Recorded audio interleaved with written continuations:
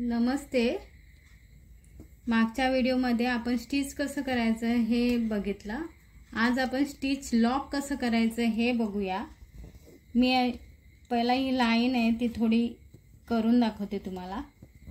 ही मी केली, मग जो हा मला इथे लॉक करायचा आहे तर हा मी धागा हातात पकडला।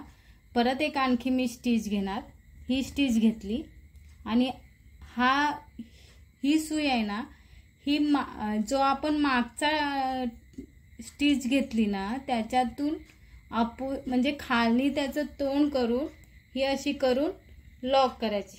हा झाला लॉक। परत एकदा मी दाखवते। ही मी अशी सुई घेतली, त्याच्यात धागा अडकवला आणि हा मी वरती काढला। हा वरती काढल्यावरती मी आणखी एक क्रॉस करून परत एक धागा घेईल।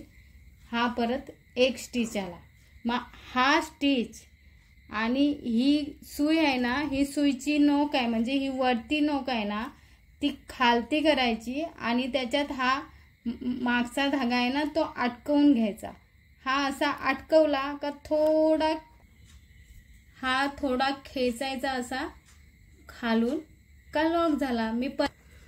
हा लॉक झाला। तरी मी एकदा परत दाखवते। हा घेतला आपण स्टिच, परत एक त्याच्या आणखी पुढे स्टिच घ्यायची।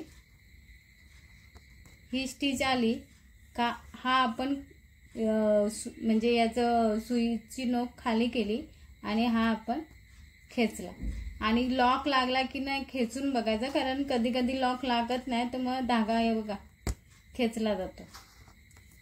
म्हणून परफेक्ट लॉक आला पाहिजे। हा मी सुई घेतली, हा परत दुसरा टाका घेतला, हा मी क्रॉस म्हणजे खाली तोंड केलं, त्याच्यात हा मागचा आहे तो अटकवला आणि हा खेचला। हे बघा आता निघत नाही।